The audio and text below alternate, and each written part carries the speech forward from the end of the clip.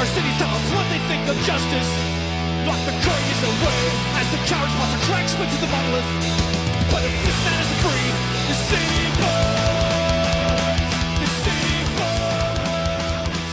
The city burns. You are listening to Unscripted Moments, a podcast about propaganda.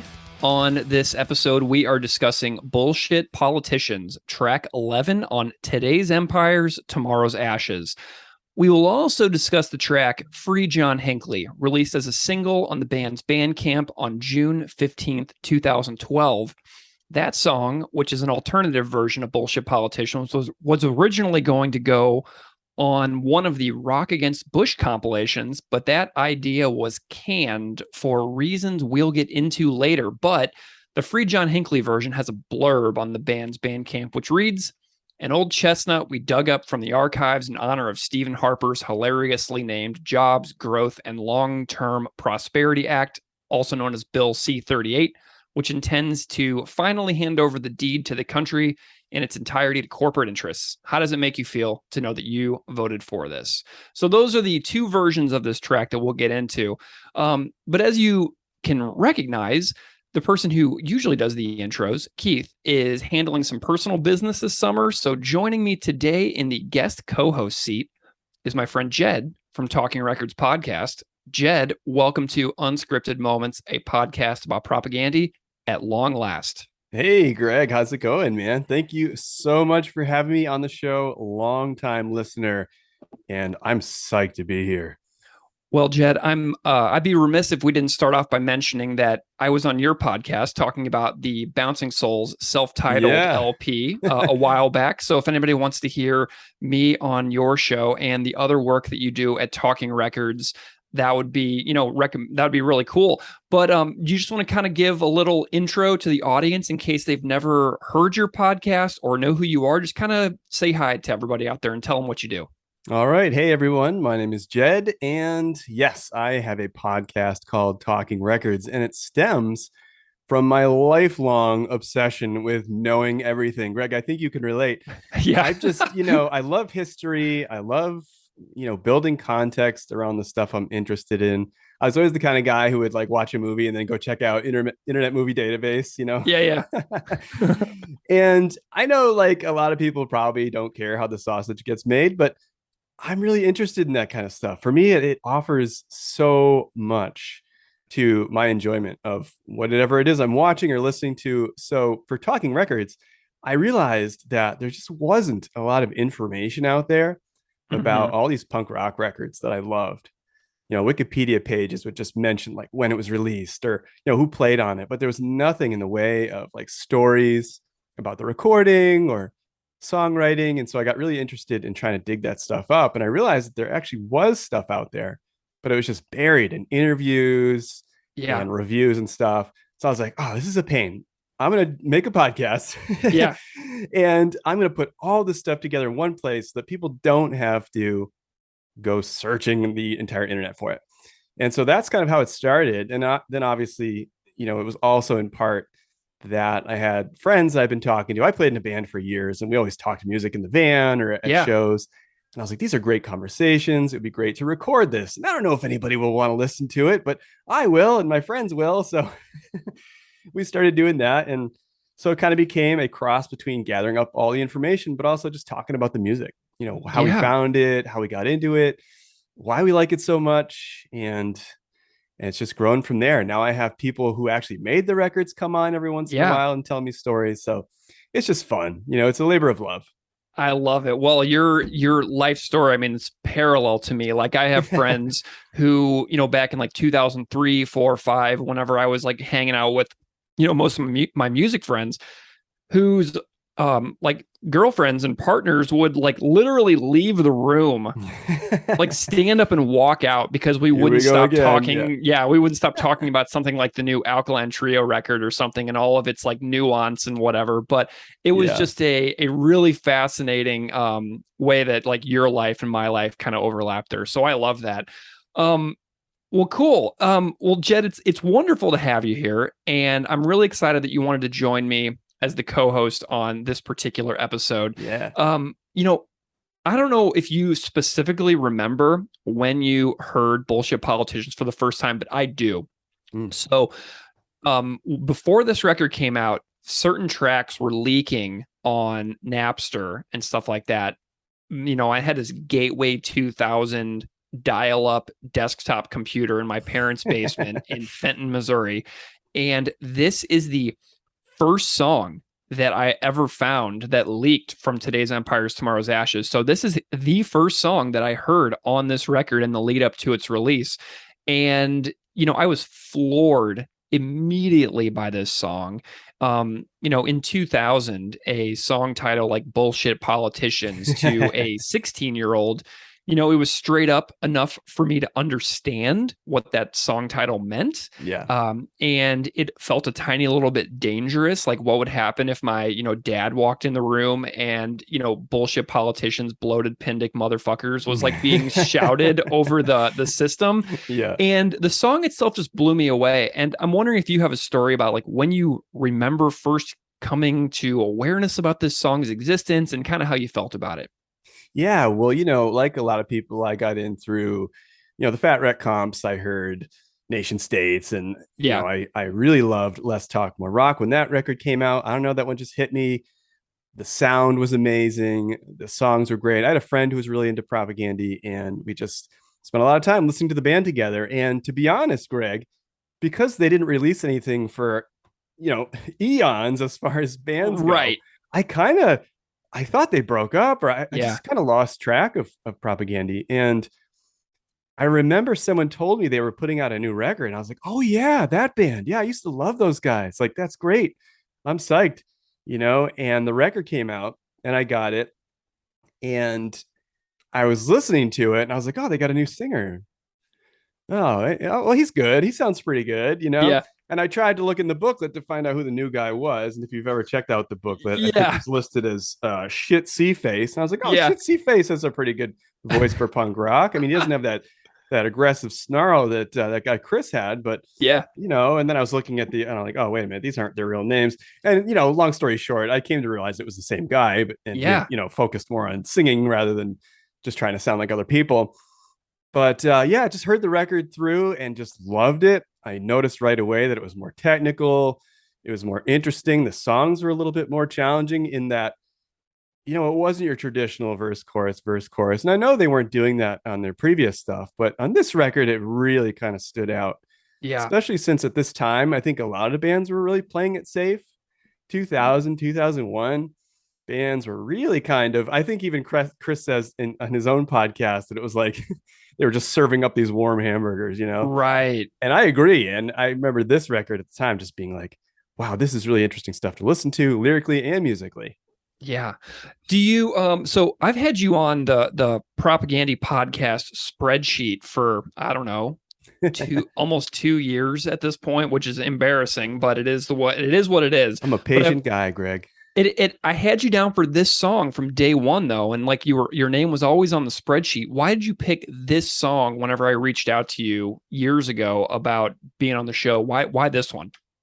Well, a few reasons. One, 2000 was really a time where I started getting into politics and started learning about who these people were, these people who were running our country and making choices and decisions that, you know, before 2000, I just didn't understand how those decisions affected me.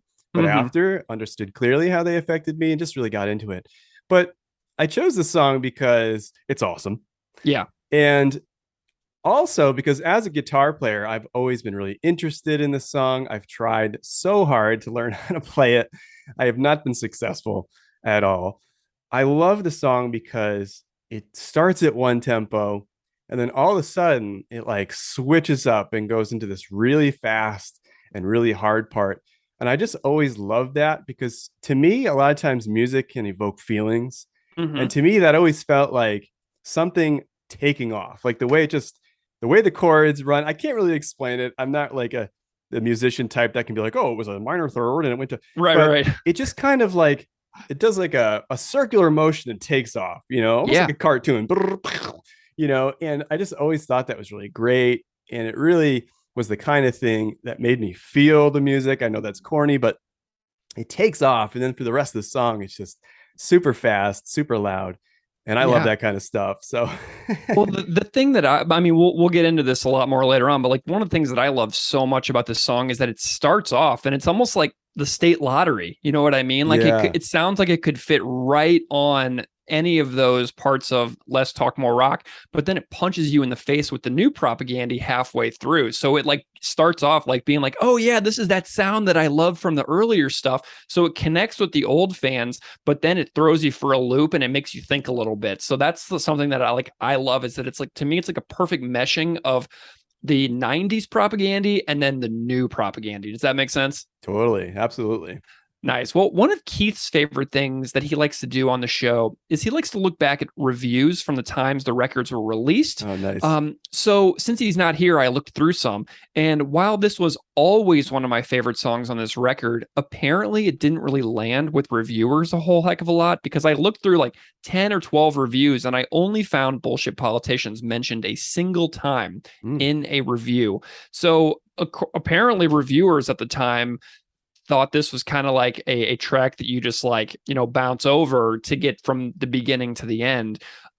Whereas to me, it was always far more significant than that. So I found one in rateyourmusic.com that says, in my contender for angriest song on the album, it would have to go with Bullshit Politicians, featuring some insane stick work, courtesy of George, as well as intermingling three wholly different sounding verses, going from Bad Religion style cut time to full on 200 BPM insanity, tied together with a purely speed thrash, slay-tastic chorus featuring call and answer vocals from Chris and the full-on hardcore scream of Todd. Bullshit Politicians, and so like they talk about how it's an absolute classic, and it's a fantastic record, and if you are intelligent and like fast music, you would be a fool to not love this record. So that's the only review that I found that specifically mentions Bullshit Politicians.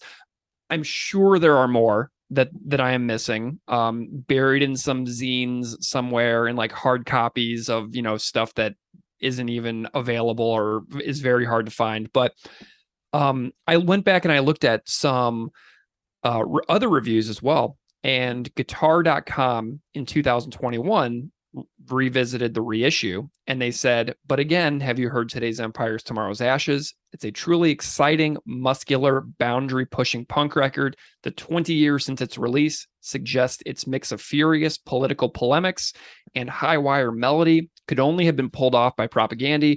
It does sound a little condensed, a tad artificial in places, but it's resolutely face melting. So that's a fun one that I found. It definitely is. I mean, the guitar work on this, the guitar work on the whole album is phenomenal. But again, as I said before, as a guitar player, I was just really interested in all the changes of this song. Yeah. I was trying for the longest time to figure out if it was drop D or if he was just playing it straight. And, I don't think there's a whole lot of tabs out there, and tabs are generally wrong most of the time anyway, but just trying to sit down and figure this one out. And then to know that like he's singing over the top of that.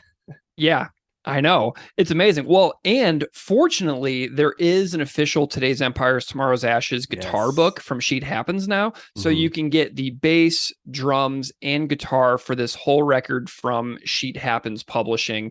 And they do a great job. I have the book right here and I was looking through it. You do? Yeah, I'd love I do. To look at that. Well, maybe we can work something out. Yeah. I'll come over. Yeah, so it's very cool because it's just really nicely and professionally done, and I definitely recommend that for any guitar aficionados out there. Let's get into the music a little bit.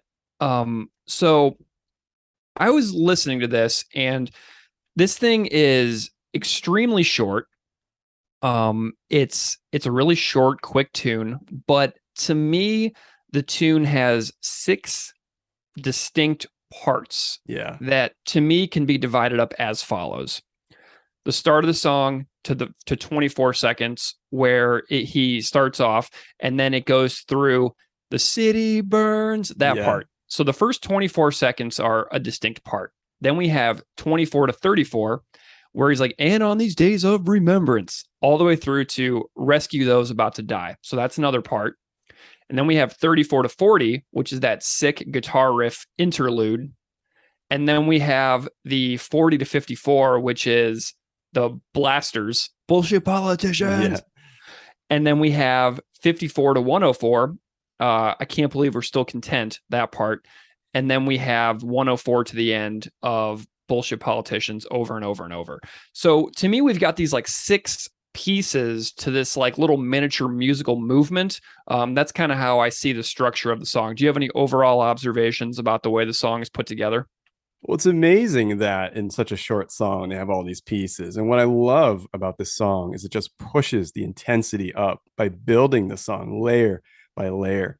When the band opens it up in that 4th section, it just bursts forward past the jerky, rather unstable and disorienting 2nd and 3rd part of the song. Suddenly we're off at full force, and that part gets me every time. I love that. It's corny to say, but like the hair stands up on the back of my neck. Yeah, absolutely. For me too. Like, and that's It's a like release. that's like the visceral, emotive aspect of music that can, when those parts that can make you feel that way. It's just not a really describable feeling that you can put much into words. You have to. It's just more of a full body experience. And what I love about it is they're building a song. It's not just this will go here, this goes here, then we do this, repeat that again, then we do an extended outro. It's like they actually thought about how to build tensity, how to make the song sort of connect one part to the other. They're vastly different, and somehow they connect beautifully. Yeah. I'm impressed by that kind of stuff, And I think that Chris mentioned in one of his episodes that he did at his Patreon that Ryan Green, when recording the band, was like, you guys don't really write songs, you write sort of musical pieces that build. So this is like what kind of sets this band apart for me, is that it just is distinct from so much of what else was going on in punk rock music at the time, where you have this band that does like musical pieces with individual movements within a larger whole, instead of the piecemealing together of verse, chorus, bridge, outro, or whatever like that. So it's just really neat to, when you break it down second by second on this song, the way that it comes together like that. Like I was like doing the timestamp marking of these different pieces, and I was like, okay, bam, bam, bam. And what's really cool about that tab book that I was mentioning from Sheet Happens is that they have the times for the different sections listed as well. So they give you like a guide. That's kind of where I got these times from, is that book, and it shows you how every section is laid out. Do you have any thoughts on like the individual instrument performance? I know you play some guitar and have for a long time, and I know that you're like talking about how you're kind of like not as like theoretical in your musical understanding, but after having a go at this, are there any parts of this tune that are really fascinating to you as a guitar player specifically? Oh yeah, absolutely. I mean, I have a ton of notes here, so stop me if I'm talking too much, Greg. But I just love how the song starts off with the 3 bars of this slower pattern. The A to the E, the D to the A, and then the E again. Yeah, it just slams in your face when Chris starts off with the every fucking day our cities tell us. I love how the song starts out as more of a straightforward melodic punk song, but then after repeating that section that you mentioned, the city burns, it switches up and gets a little bit more aggressive, picks up the tempo a little bit. Suddenly, and this is my favorite part, there's this grinding guitar slide. And Chris shouts the kneel and pray section there. And like I said before, I figured the song was in drop D, but I checked out that video you sent me from that guy Clem, that you guys talk about a lot on the show, and he plays it straight. And I was like, wow, that's more impressive. My favorite part though is the next section. Suddenly it goes into this crazy fast riff using power chords, which I sat and tried to learn for over an hour and couldn't get it right. Jord is just smacking the cymbals and grabbing them to mute them, which is always my favorite thing in hardcore. The guitar strikes almost walk like a bass line, pulling together this very hardcore section. And I love that part. That's the section where, Chris then begins the bullshit politicians, as Todd describes them all so perfectly, as pin dick motherfuckers. And you mentioned your dad, maybe walking in and hearing that. My parents were pretty political. I'm not sure what they would have thought about this song in 2000. They probably would have been like, yeah, I see where he's going with this, but Maybe we could tone it down a little Maybe bit. tone down the They're aggressiveness people there. too. What's his name? Fuck T Face. Okay, you know. So anyway, yeah, I just love that. And I already kind of mentioned how the song builds layer upon layer. Getting to the end, the song just ends with this grind of distortion and sliding bass. In the version I was listening to and I was taking these notes, because I know there's a few different cuts, it dissolves into radio static and so concludes a burst of rage at our broken political systems, pitting people against one another and doing just enough to keep their jobs, but not enough so that they'd be obsolete. And I just really like how it just kind of Yeah. crumbles off. Yeah.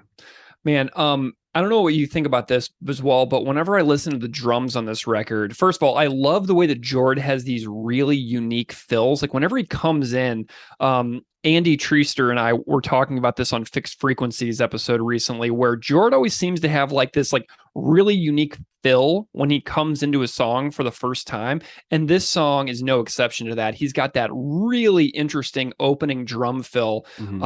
When Chris is doing those like open chords that you were mentioning earlier, like I love that opening fill that Jord does on this one, because every time he has an opening fill on a song, it's never the same thing. He never brings himself into a song with a fill that is just like another one. Like it's always cool and it's always interesting. So he's got a really creative flair for that, which JP Peters on the Negretto episode ages ago referred directly to Jord's Jord's tendency to not recycle his fills. So he's always, if you pay really close attention to the way Jord comes into songs, he doesn't do the same thing very often. So this is a distinct example of that. But I also love how the drums on this one seem to me to be sort of like a precursor to Night Letters.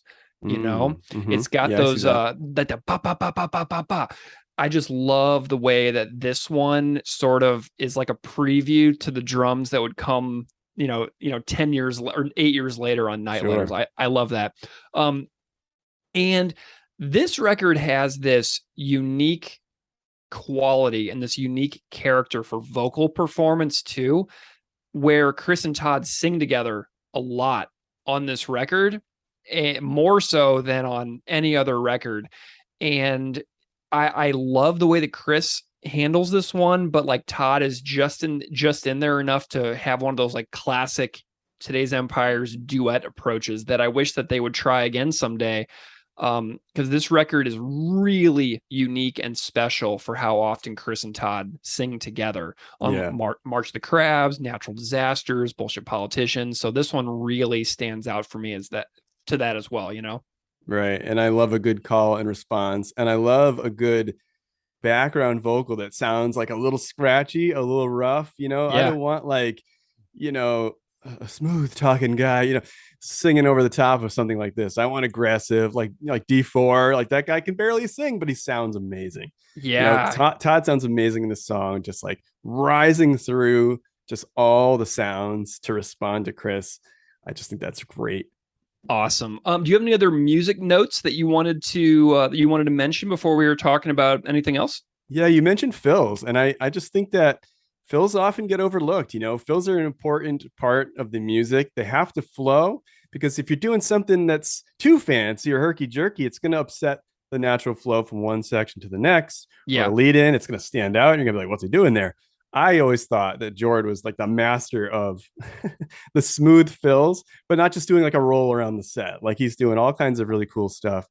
And I don't think enough credit goes to those drummers that can really pull off not only a great fill, but an array of great fills.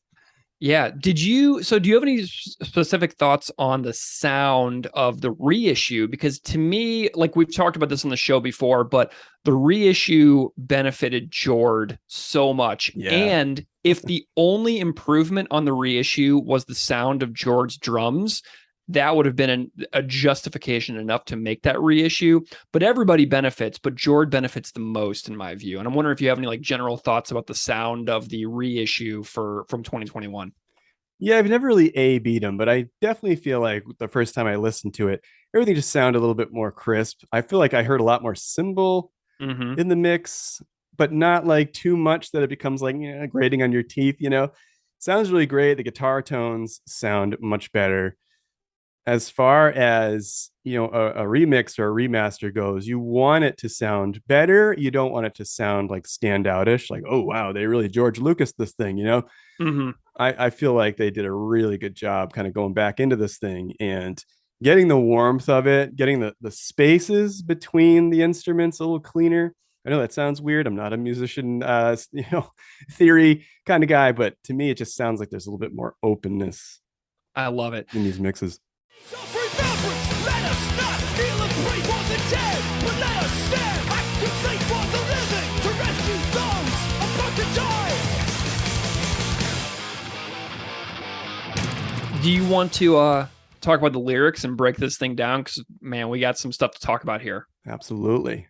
Okay, well, as I mentioned earlier, I really love the opening melody of the singing on this one. It's memorable and hooky in a less talk, more rock kind of way to like harken back to the first era of the Fat Records lineup. But then it just shifts and it goes into that new propaganda that comes in when Todd joins the band. So it gives us the 90s beauty and then it brings on that wild new era. But we've got this opening lyric. Every fucking day, our cities tell us what they think of justice. They lock the courageous away as the cowards plaster the cracks spreading through the monolith. But if this man isn't free, the city burns. Now, the monolith to me seems so important here. It's like this structure with the seats of power. And I live in Buffalo, and in downtown Buffalo, there is this Art Deco City Hall. It is a classic of Art Deco architecture. It is an unbelievably striking building that is imposing itself upon Niagara Square right downtown. And, last year we had a primary for mayor, which yielded a victory for a Democratic socialist named India Walton. And the mayor, who has been in office for multiple terms, lost the primary fair and square, but then he freaked out after he lost and went all in on the campaign that took more work to win a write-in election than he has done as mayor to a lot of the people in the town. So it was like this. The second he looked like he was toast, he kind of rolled in and plastered the cracks of his mayoral administration in Buffalo's heels. Yeah, his like Art Deco City Hall building monolith. And, it was once he was reelected, he like proceeded to oversee like the worst snow removal imaginable in the snowiest city in the USA for months and months. And he's very good at going on television and saying the right things at the right time, but he's not very great. So like whenever I think about this monolith, I think about this like structure right there in downtown of the city that I live in, and I'm like, oh, plastering the cracks of the monolith. And then I had this example from just last year that was immediately sticking out to me, and I was like, wow, this is really interesting. And right there on the steps of that same exact City Hall building is where that 77-year-old activist, Martin Gugino, was pushed over by the cops and cracked open the back of his skull. Oh, wow. Same building. So like this monolith thing in this opening line, it just gives me all these like Buffalo visuals, like right off the top of my head. So that's kind of like my opening thought on this line. And I'm wondering what this is saying to you, this opening lyric. Yeah, this whole section tells me a lot. It says a lot. The squeaky wheels face backlash from the forces that have sworn to serve and protect them. Like you were saying, people are getting arrested and batoned for standing up to injustice. They're forming in big groups, and it's threatening. It's threatening to the people who want to keep the status quo or keep things quiet and calm. When arrests are made because people fail to disperse or because, they're blocking traffic or trespassing, these are the very things protesters came to do in order to direct attention to the cause in which they're fighting for. Of course, they're going to make noise. Of course, they're going to draw attention to their cause. And so you have these powers, those in power try to silence these voices. So they arrest them, petty charges like trespassing, is the way to do that.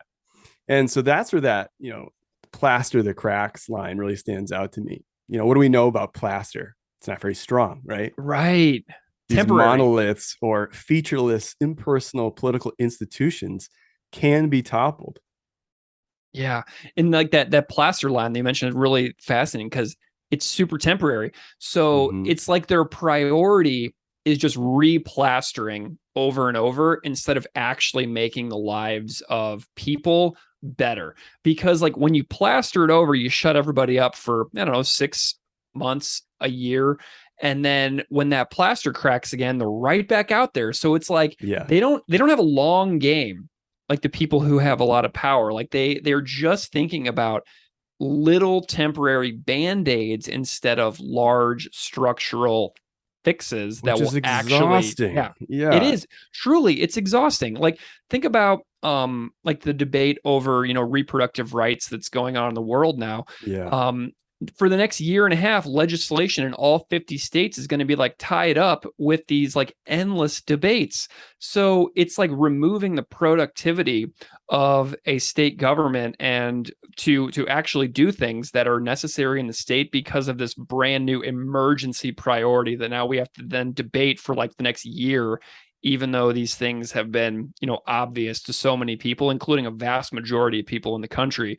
So now like there will be like almost no progress on a lot of other issues because now a lot of time has to be wasted on this stuff. So it's like Mhm. super exhausting when you think about like lost opportunities like that to like actually fix things. Or things become so bogged down that people just kind of lose steam. They lose energy. That's why I think it's been really important recently that people are like, no, we got to keep the fight. We got to stay on it. We got to keep this at the front of people's, periffs. Yeah. That's really important because that's exactly what happens.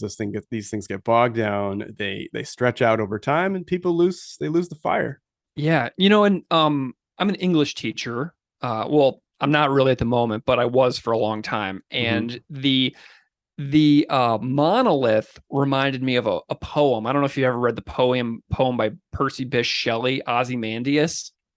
But the poem is really interesting. It reads, I met a traveler from an antique land who said, two vast and trunkless legs of stone stand in the desert. Near them on the sand, half sunk, a shattered visage lies, whose frown and wrinkled lip and sneer of cold command tell that its sculptor, well, whose passions red, which yet survives, stamped on these lifeless things the hand that mocked them and the heart that fed. On the pedestal, these words appear. My name is Ozymandias, King of Kings. Look on my works, ye mighty in despair.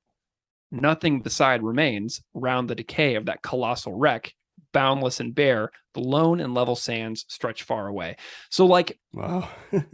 I love that poem so much because, you think about these like objects and monoliths that represent power Mm-hmm. in a society and how easily all of that can change in an instant, right? And how this things that once inspired fear and once inspired people to be, nervous and to bow to that power, how all of that crumbles and fades in time, and what once inspired fear is now just like this like wreck on the ground. Yeah. And to me, like I feel like people are getting to be, they can get a lot less nervous about the power of these institutions, because the more you disillusion a society, the more people get added to the throngs that demand change. Like you think about the Medicare for all movement and stuff like that. Mm-hmm. Yeah. The more you disappoint people, the more you bankrupt people, the more you stress people out and frustrate people, the more people get added to these like rally around the cause. Yeah. bingo. Yeah. So all these people with power who think they're so important are just kind of like, a human being is essentially like a bag of meat and water. You know what I mean? They're just like us, and all of our fates are similar, and how we use that time on earth matters to how we're seen after we're gone. So anyway, that's kind of that's there's a lot going on in this opening lyric, but Yeah. I feel it might also be prudent to mention Mumia Abu Jamal here. Mm-hmm. Inside the cover of the LP, and the CD jacket and the guitar book is this quote from Mumia, which is really fascinating. It says, conventional wisdom would have one believe that it is insane to resist this, the mightiest of empires. But what history really shows is that today's empire, the Ozymandias statue, is tomorrow's ashes, the colossal wreck that I just mentioned. That nothing lasts forever, and that to not resist is to acquiesce in your own oppression. The greatest form of sanity that anyone can exercise is to resist that force that is trying to repress, oppress, and fight down the human spirit. And dude, in 2001, when this record came out, I didn't understand what any of this meant. Yeah, sure. But like, you know, the more you pay attention to the functioning of a society as you get older, the clearer it becomes. And to me, the line, if this man isn't free, this city burns, could refer to Mumia, who was on death row for years, but had his death penalty overturned after years of activism, writing, and journalism by him and about him and his case. And there's a huge movement that has worked closely to free Mumia, who is now like 68, 69 years old, I think. But for information on Mumia, I tend to follow Hate 56's Sunny Singh for updates on post-conviction relief filings and other news. But I feel like the story of people like Mumia are central to the ideas that are present throughout this record of critiquing that monolith and how that the monolith will one day be a wreckage, you know? And I feel like music is such an important way for people to really take notice of things. I mean, I learned about Mumia through KRS-One and Channel Live, you know, hip hop artists. And, you know, it caused me to say, well, what is this? What is this about? Who is this person? Why are they saying free Mumia? And, you know, I'll give Propagandy a lot of credit too for introducing me to a lot of things that I would say, hey, I should think about that more. What does that mean? One thing that we as people do is we get really connected to traditions. You know, we're raised a certain way to think a certain way and do certain things. We get into our little routines and we never say, hey, why? Why am I doing this? You know, why do I think this way? And it's amazing how we kind of turn a blind eye to things because we're just used to it. And we're just doing it all the time. And we don't stop to say, well, why? You know, this monolith, this symbol, you know, why? Why is it there? What are we actually honoring? What are we celebrating? Yeah. Well, and we have this man. If this man isn't free, okay, so who is this man? Right? Yeah. It really could be anyone who has, you know, faced like an unfair trial, who was, you know, incarcerated unjustly, who was racially profiled, who was, you know, like we talked about the Starlight Tours and the Bringer of Greater Things episode of like First Nations Indigenous men in Canada being picked up by the cops and dropped off out in the middle of nowhere on freezing Canadian nights. Like, so we've got this history of unjust incarceration movements that are everywhere you look. All you have to do is try and you will find many. So, and I want to point out real quick, Greg, sorry to interrupt you. All the people struggling with, you know, disabilities. Think about all the people who are locked away when they should have received, you know, maybe some medical help. Yeah, totally. And that's a massive problem as well for people who are incarcerated, is getting access to decent medical care as well. And, you know, the this man thing, like just pick a person. Like you can find a person in your state, in your town, in your country who is incarcerated, who could be this man, but we just accept the fact that they are an incarcerated person and we move on with our lives, and the churn of the, you know, prison system continues unabated. But there's another version of this song called Free John Hinckley. So, you know, this is a person who was faced trial for the attempted assassination of Ronald Reagan, and there's a massive amount of information out there about that. But the small person with no power in a system caught up that is unjust for untold amounts of people, who stands up against some like status quo trajectory that we've all lived through. Like this line is asking us to celebrate other people who are like the tiny powerless voices who do something. And I'm not saying you have to agree with someone's actions, but society this song is asking us to consider celebrating the nail that sticks up and the nail that got hammered down. It's asking us Right. to consider those people. Yes. So there's any number of nails that you can celebrate. Celebrate the nail, celebrate the thorn, and however you feel about that, whatever. But like, I feel like that's the life story a line like this is asking me to consider celebrating. It's like the nail that got hammered down. Celebrate that life instead. Yeah. And I mean, I never condone violence or anything like that, but think about how desperate people need to be when they need to do certain things in order to be heard, in order for people Absolutely. to consider their stance on something or their struggles. I mean, that's the thing that gets me. People are so quick to be like, oh, they're doing this, they're doing that, but they never stop to say, well, why did that person do that? Yeah, absolutely. So we've got this next line. And this is the most frustrating line in the song to me, Jed. The line in quotes. I'm so frustrated by this.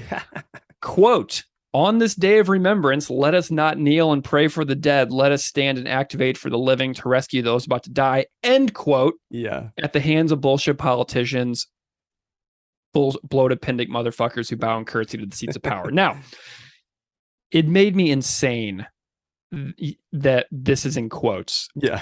It's in quotes it's on the band's website. Dude, I searched through several pages of search results. I put this quote in search engines and I went through several pages. I then ran it through Google Books, ran it through Google Scholar. I got jack squat. And I know some super ultra smart person out there listening is going to know it. And I'm going to invite that person to email me at propagandipod@gmail.com and say, neener. Yeah. And how they know it. And I couldn't find Yeah. it. But seriously, if you know where this quote came from, I put out a feeler to the band and invited them to comment on the source of the line in quotes and to tell me why it's in quotes. And as yet, I do not have an answer for that. So I'm extraordinarily disappointed to be able to report that I have no source of information on why that line is in quotes. So yeah, I'm upset. Were you any more successful than me? So I did the exact same thing that you did.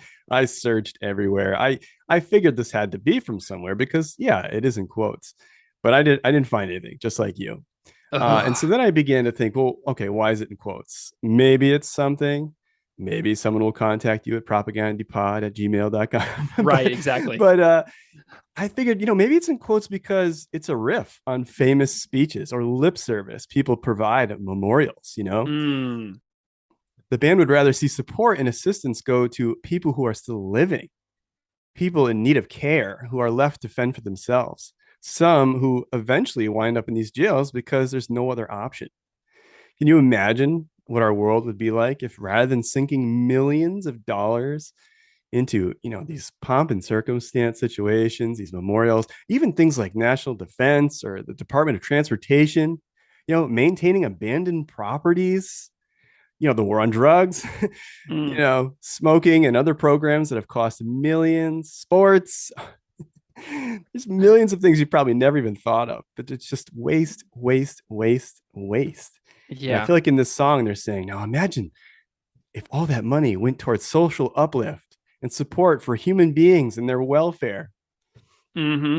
Yeah. I mean, wouldn't that be amazing if this was just a line that Chris wishes he would see someone say on live television on a Remembrance Day, right? Like, this is like him saying, if I was writing a speech on a Remembrance Day, this is what I would say. So I'm going to put it in quotes. I mean, that's entirely possible. So I feel like we have a good working theory here about the reason for the quotes, but I've been wrong on this podcast many times. So it's all right to be wrong. I love being wrong because it means I get to learn something. So that email address again is propagandipod@gmail.com. Absolutely. And this is a great line. This lyric, it's fabulous.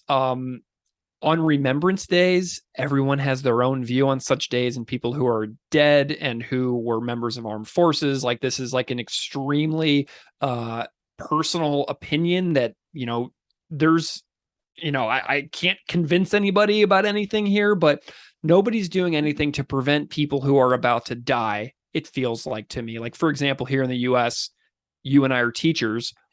We watched school after school get shot up and tiny children die.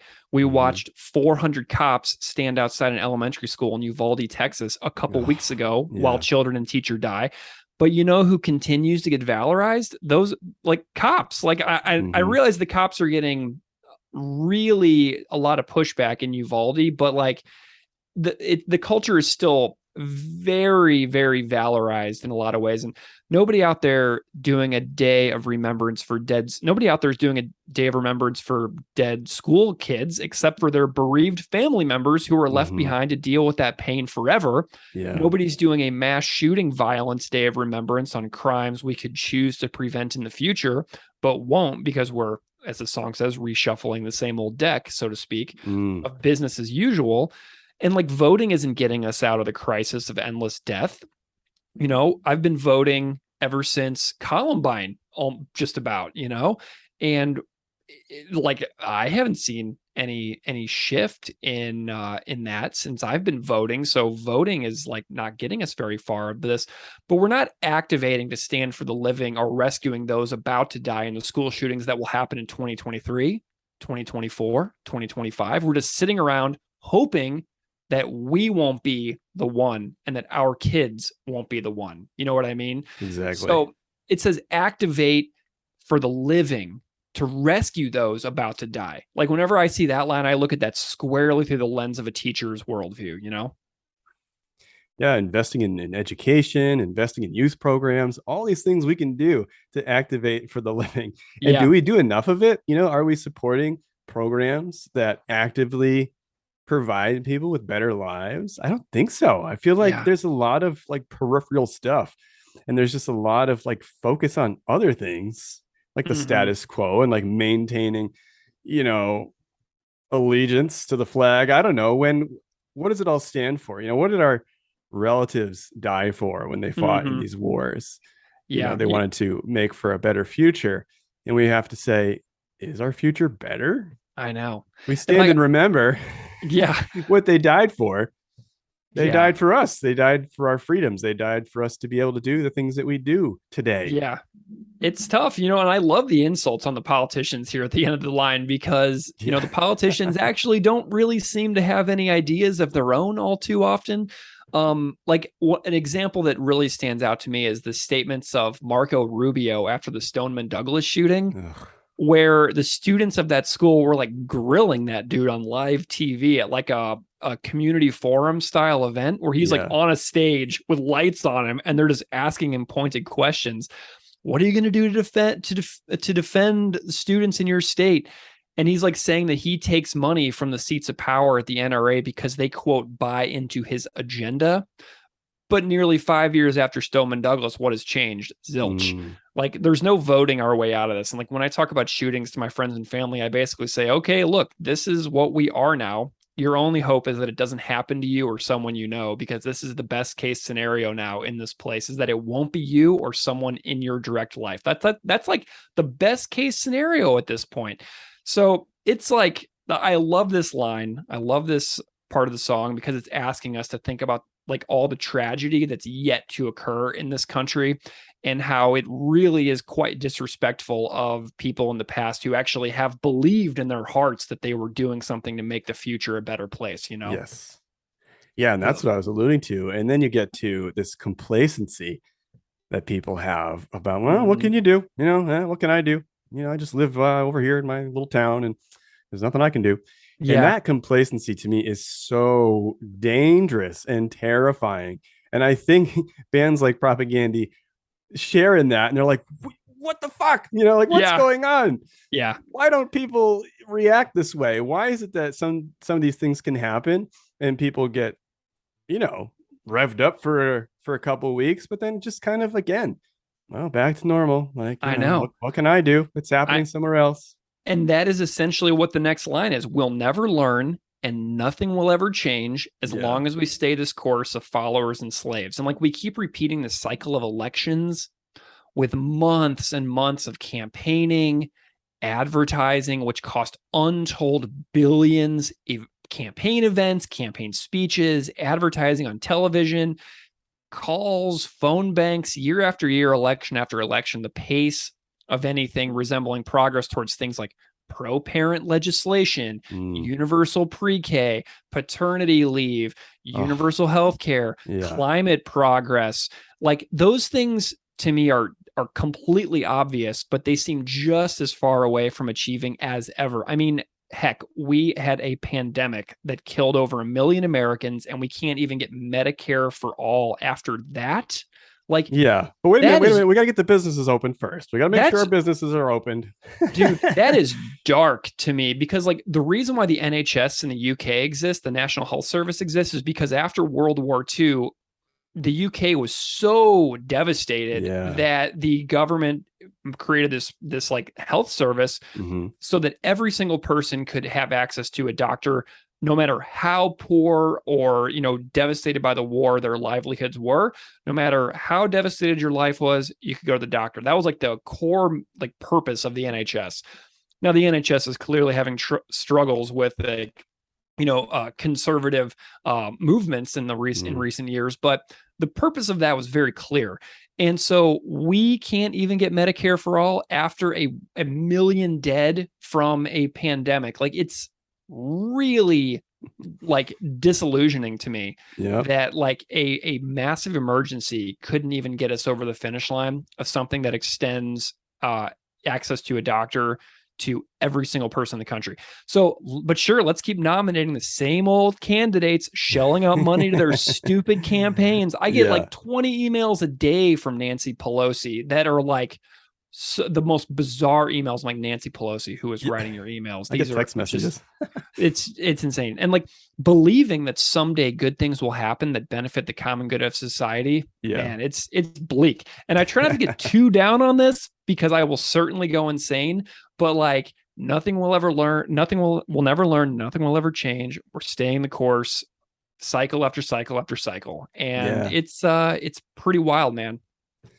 Yeah, absolutely. And I want to go back just a little bit to that bloated pin dick motherfucker line. Please do. I just love a scathing propaganda lyric. Yeah. This band always has a way of turning emotion into matter-of-fact lyrics that say what I could never say in such a cohesive manner. I love that. The imagery of a bloated pin dick motherfucker sums up how I feel about these politicians who make promises to large companies and make promises to rich and powerful assholes who stand to benefit from having a politician in their pocket. Yeah. Think about it. How can anyone claw to the top of our country's cesspool in DC without making a million promises to so many powerful groups? And we'll get into politicians later on when we talk about politicians and my feelings toward them. But it's like, ugh, and then when he says, I can't believe we're still content to reshuffle these same old decks. I just love that line. They, like the rest of us, are looking at this through history and saying, why are we repeating, like you said, Greg, this endless cycle of corruption and self-interest? This is not new. Yeah. Politicians have been running roughshod over the American people since the ink on the Constitution started drying. I mean, it's not new. No. And I would totally encourage anybody out there, after listening to what you just said, to go into the internet and search Representative Billy Long from Missouri, and you will get, boom, the most clear, visual, stark representation of what you're just saying from Representative Billy Long. So definitely check that out. And it just cracks me up. So go ahead. What were you saying? Well, no, it was just that. And then I love the next line. I say we hand it back to the bullshit politicians, brick by brick, wall by wall. Let's dump this mess, the mess many of these politicians knowingly created, right on their doorstep. And I love that. Yeah. I love how much that line ties into the lyrics of Note to Self as well, about decades later, where Chris sings, how does it make you feel to know that you voted for this? Right. So much for your hopes, your dreams, your children. You just sat there believing in bullshit, in this bullshit system. So like these two songs, Bullshit Politicians and Note to Self, like they speak to me across a decade of separation at that point. And I love the way they connect with that. But when I read lines like that, knowing the caliber of the people currently elected to office in this country, I can't speak for other countries, of course, because I can't keep up with that much information, but it baffles me that we continue to squabble about the lesser evil of one party versus the other in this country, when we know they're going to like they're going to do is not what they tell us, but instead what the people who fund campaigns and the ultra rich say should happen. And like, what's so crazy is that like at bare minimum, like the best we're hoping for right now is like, does one party want to completely dismantle actual democracy? Like that's like what we're voting for now. Like it's like, do we want to maintain a vote that is quasi legitimate or not? And that's where we are now. Like, and that is not a good choice at this point, you know? No. And speaking to note to self, we quoted a famous study that I want to cite here again. Faux democracy is so apt here. If you've paid one iota of attention to the absolute disgrace that is this election system, you'll have noticed the way that votes are allocated to absurdly disproportionately weigh votes in small states. Like an elector in Wyoming represents around 150,000 voters, whereas a California elector represents the votes of about 500,000 people. Yeah. So there is a far greater weight on a vote in a tiny state population like Wyoming versus California, which is where, millions upon millions of more people live.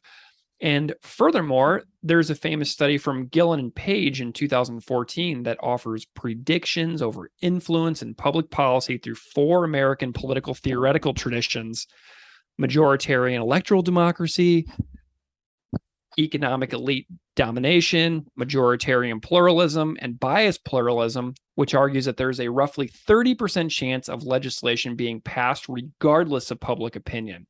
Wow. So 10% of a population could support a piece of legislation and it can pass. 90% of a population could support a piece of legislation and it not pass.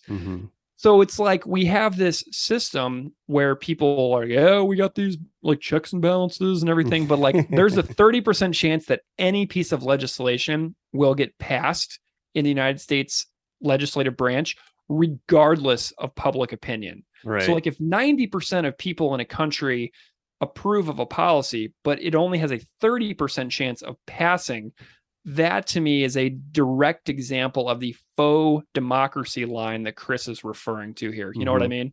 Oh, yeah. I mean, and a more obvious example of that is the popular vote. I mean, how many presidents have won the popular vote and yet lost an election? Yeah, that's definitely some dark stuff. We've got this other version of this song that I want to chat about a little bit. Free John Hinckley. We interrupt. There's been a late development. Shots reported fired. Bullshit politicians! Voted bidding motherfuckers! Bullshit politicians! Power country to the seats of power! We'll never learn! And nothing will ever change if we stay this course! We're followers and slaves! I can't believe we're still content!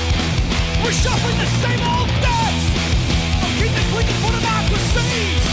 I say we hand it back to these bullshit politicians!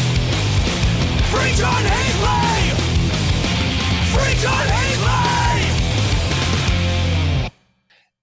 This is super interesting that another version of this song exists, of course, and that it attained some notoriety around the Rock Against Bush compilation era. And it's an interesting existing song. And so the version of that song begins with a crowd cheering and then a news bulletin, presumably from the day that Ronald Reagan was shot on March 30th, 1981. Hinckley was found not guilty by reason of insanity in 1982.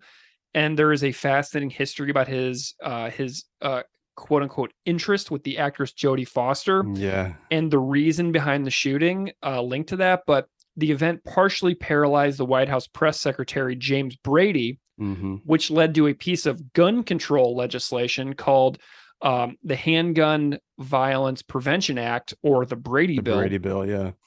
And then Hinckley lived in a mental health facility in 2006, at which time he began spending some time at his mother's home. And in 2016, he was allowed to go live full-time out of the facility. And then this year, he was fully released from monitoring. And he's gained some following online because he is a musician. And the band Elway, whose lead singer Tim Brown has appeared on this podcast a couple times, Elway recorded a cover of one of John Hinckley's songs.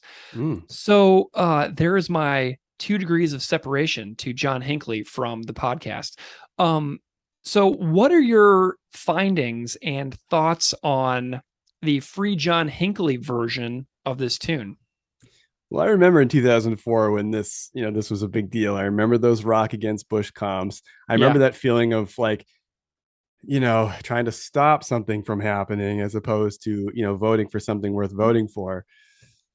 I just thought that it was really interesting, that whole connection between George Soros, who the hell's George Soros, right? Right. Turns out he's a billionaire and just an awful one, who screwed countries to make his own money. He was a member of the Carlyle Group. He sold weapons. As you dig into this guy, you're like, ugh.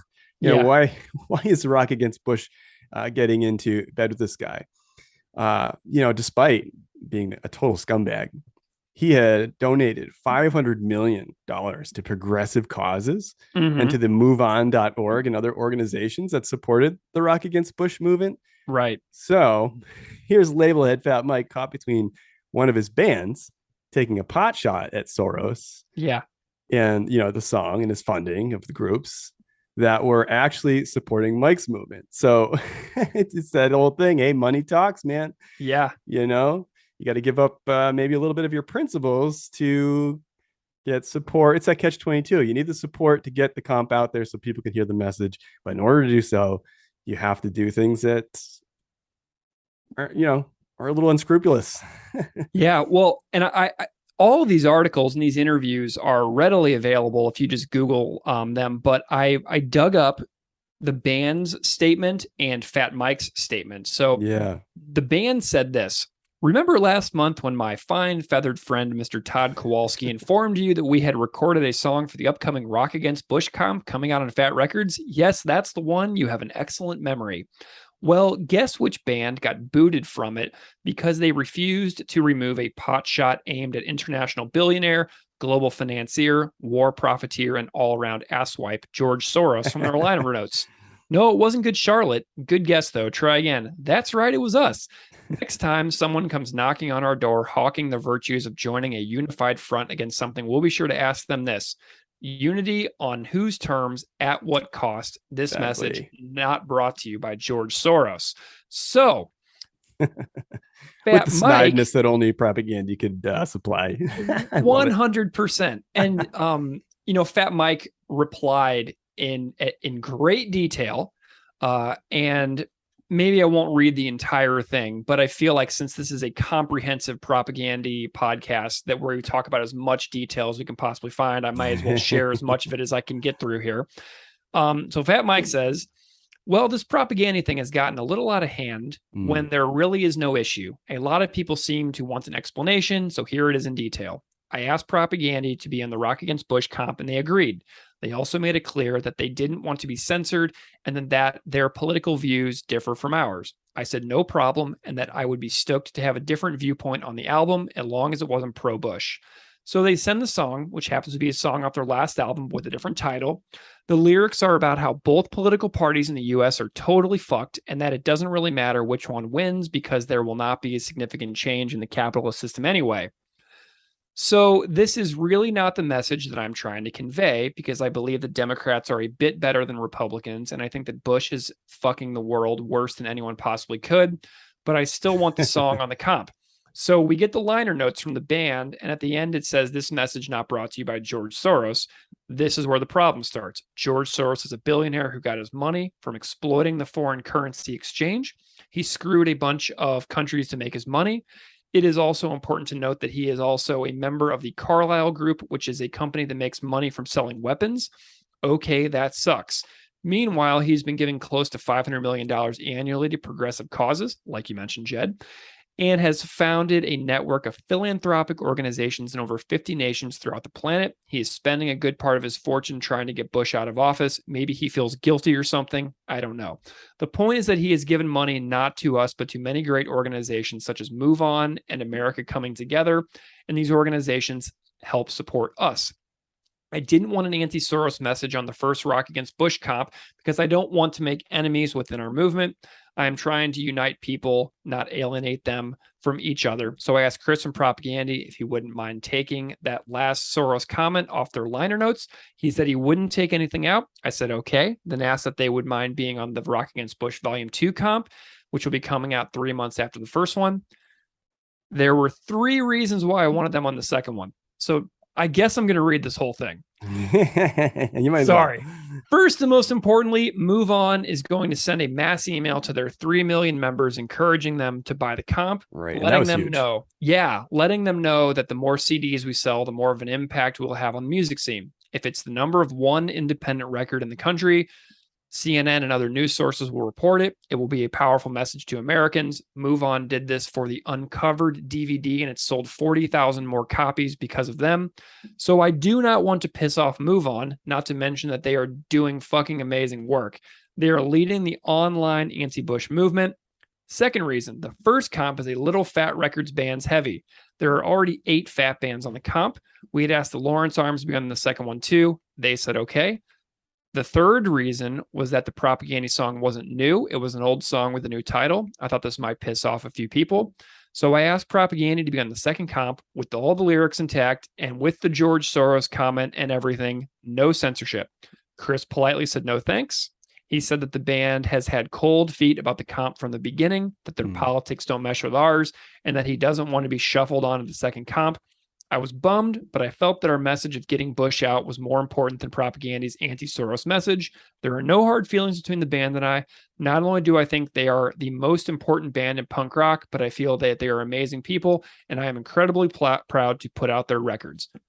So that is a lot in there. That is Chris's full statement. And that is Fat Mike's full statement. Brendan Kelly from the Lawrence Arms, which came up in that statement. Brendan was on our Rock Against Sustainable Capitalism episode where he sort of commented on issues kind of alluding to this. Chris has talked about this at length on his Rock for Sustainable Capitalism episode as well. And so there is a lot out there that folks can check out if they want to dig more into this and make up your own minds, because that's I just wanted to present the information that we dug up whenever I was preparing for this episode. So do you have any thoughts on any of that? You already made a very eloquent statement, so I'm wondering if there's anything else you'd like to add after hearing my extremely long and boring statement that I just read in its full entirety. Well, I don't know if it's adding anything, but both camps are a little right and a little wrong. It all comes down to what is the point of this. It's a bummer that you have to form alliances to get anything done. Sometimes those alliances can be shady as fuck, but what are you trying to do? What is the end game of the movement? And the movement obviously died after this. We don't hear about it today, but the goal was to achieve certain things. And in order to do it, Mike felt like if I align with Move On, they're going to send out this email. We're going to try to get on CNN. If CNN reports on this thing, wow, just think about all the people who will find out about this comp and learn and maybe read a thing or two about politics, get angry, But, at the same time, Propaganda was like, well, we don't want to be censored. And your excuse to move us to the other comp because you feel hesitant about what we're saying, and it's Fat Records heavy. Like, it was all a little flimsy. I mean, it checks out, but it was all a little flimsy. And so they weren't interested in being moved. And he was saying, he's quoted as saying, I think you might have read this: I find most people who make calls for unity almost always expect that unity to be on their terms. Yeah, that's exactly what happened. Makes sense. I mean, I would definitely encourage people to check out Chris's episode on Rock for Sustainable Capitalism on his Patreon. He explains it very, very nicely, like issues around, stuff on Potemkin city limits and like the whole punk voter stuff. Like, he gets really, really into it in a very eloquent way. And I feel a little trepidation on issues like this, because I obviously don't want to appear as if I'm trying to speak for anybody. But those statements speak for themselves pretty clearly, and everybody out there listening can make up their own minds. And so I also was curious about the use of Hinckley's name on this tune. Mhm. Why wasn't it called Free Mumia Abu Jamal? You know what I mean? Why was it Hinckley? Why was it not other names? And so I did a little digging, and I'm not really going to reveal exactly this, but like there's an idea that like the title is basically gallows humor. The electoral process is basically under the control of like a concentrated wealth and increasingly extremist elements, which I think that everybody can agree on. We can't vote our way out of disasters. We must free someone who managed to almost neutralize a figurehead of an era that accelerated the trajectory to now. So it's unhinged gallows humor, Yeah. essentially, the use of Hinckley's name. So that's a little bit of detail about that. But yeah, there's two versions of this song, and there's a lot of complex backstory around the song, around the use of Hinckley's name, around the Rock Against Bush compilations. So yeah, that's kind of what I found, Yeah, and as far as the song goes, I feel like, they knocked off the intro. It's really the second half of the song. Yeah. It's interesting. At the end they leave out the brick by brick part and replace it with calls to free John Hinckley. Yeah. I was confused about the John Hinckley thing as well.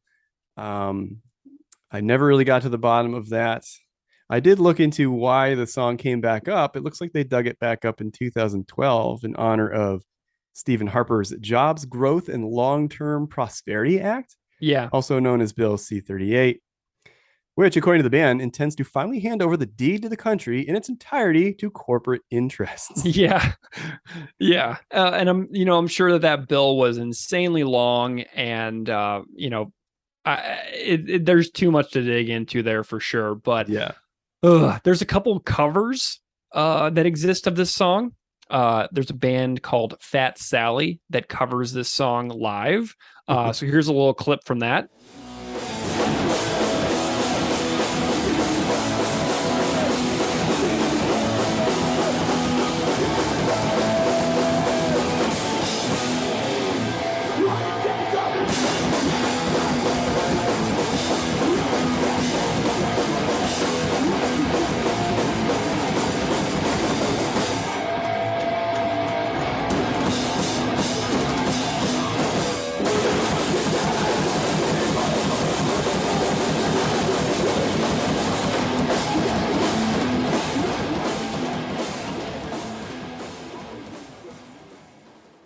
And then there's also screamingfastcore.bandcamp.com did full album 8-bit chiptune covers of Potemkin City Limits and Today's Empires, Tomorrow's Ashes. So here is how the chiptune 8-bit, like kind of like Nintendo song sounds from screamingfastcore.bandcamp.com, which you should definitely check out.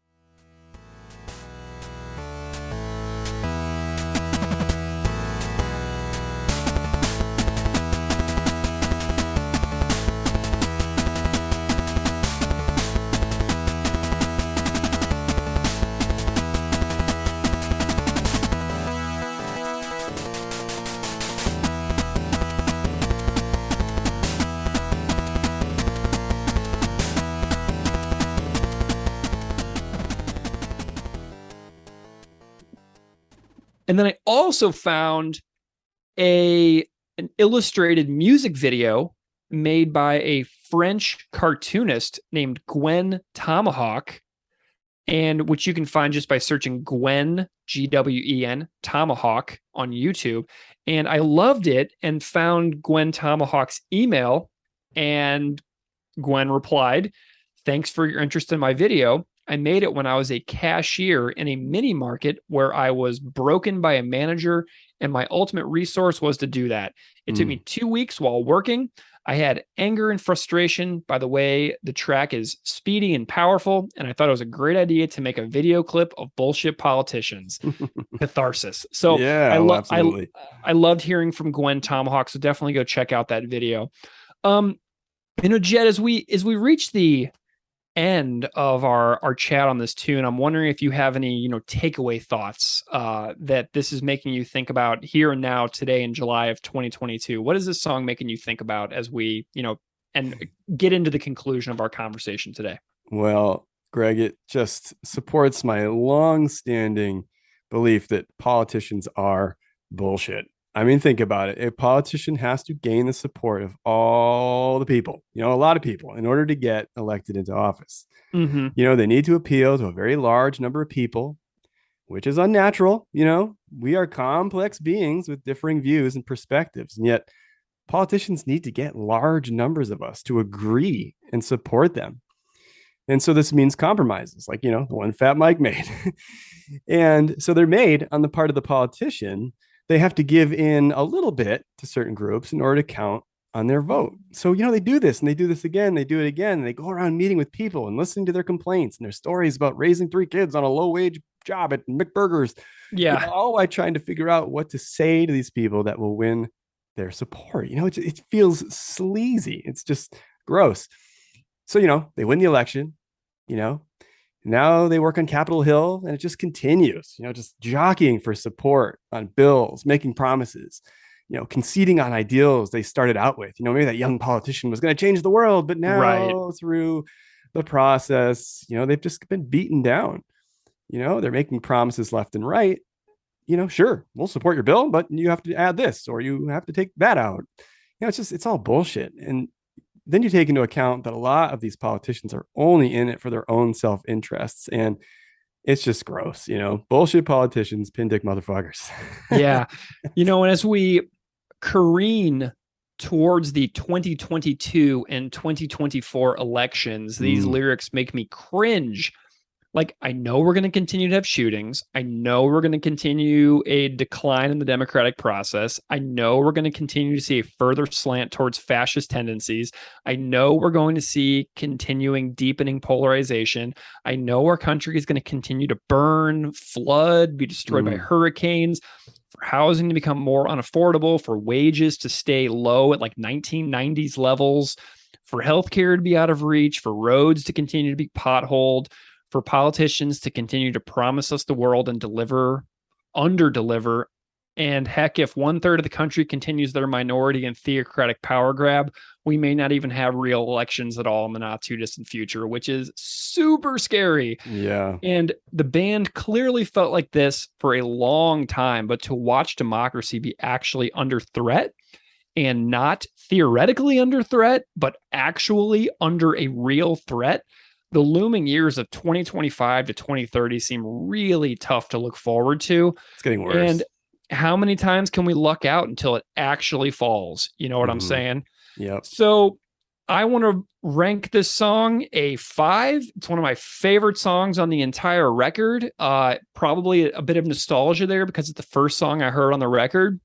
But I love this song. I love the many movements within it. I love how it starts off in like the 90s recognizable propaganda style and then thrashes its way through to the end with all kinds of stuff that shows so much growth within the band.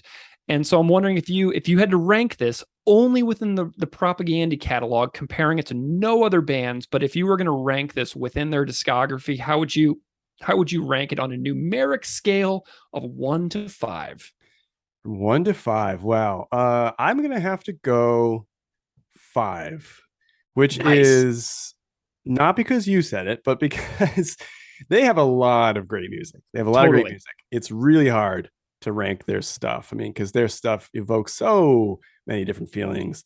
And there are things about each individual song that stand out. But when you think about a song that has left a lasting impression on you, 5 for Bullshit Politicians. It's still a song I love to put on. It's still a song that cranks me up. And it's still, the type of song that I put on and say, yeah, hell yeah, man. Like, bullshit. Like, it still gets me thinking, which is so important. Well, and I don't know about you, but if I was going to a propaganda show, this is a song that I would 100% want to see live. Like, I love this song. And sometimes, they play a song where I'm like, man, I wish they would play this instead. Like you reflect and obsess about those set list inclusions, like after a show is over. Sure. Like, oh, why were there 0 songs from Potemkin City Limits in this set?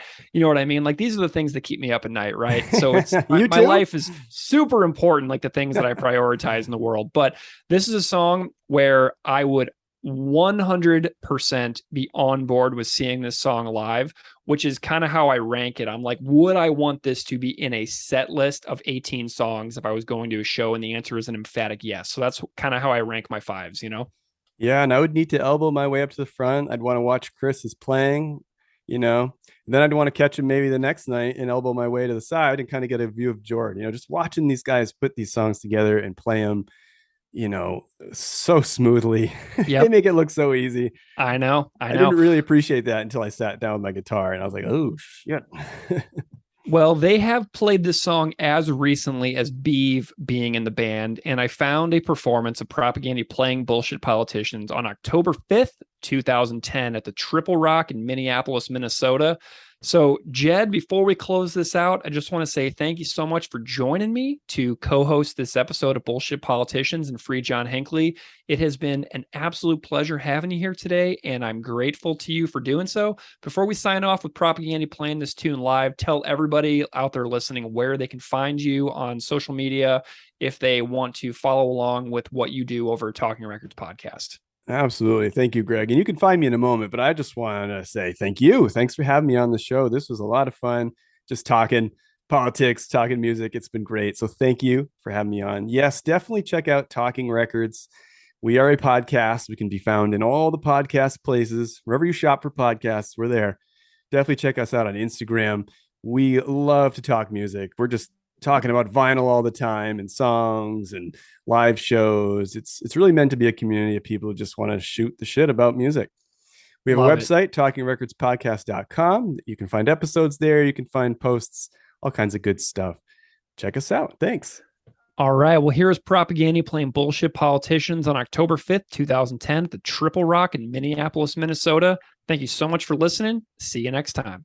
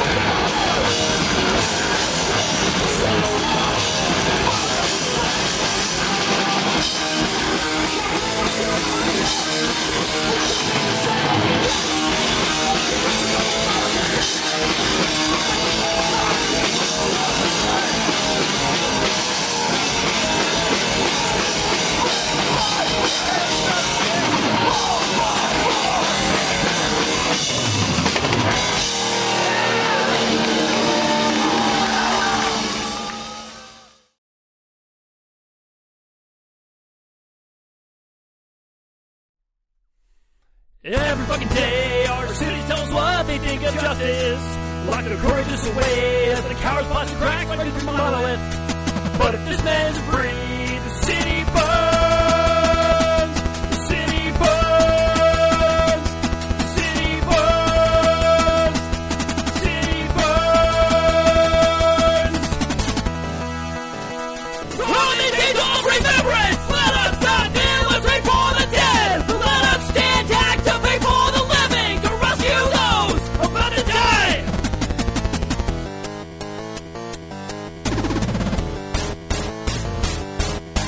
Bullshit politicians, bullet pinning motherfuckers, bullshit politicians bowing curtain to their seats of power. We'll never learn, and nothing will ever change. We stay this course, we're followers and slaves. I can't believe we're still content, reshuffling the same old text. On Hinckley quotes it for democracy. I say we headed back to the bullshit politicians.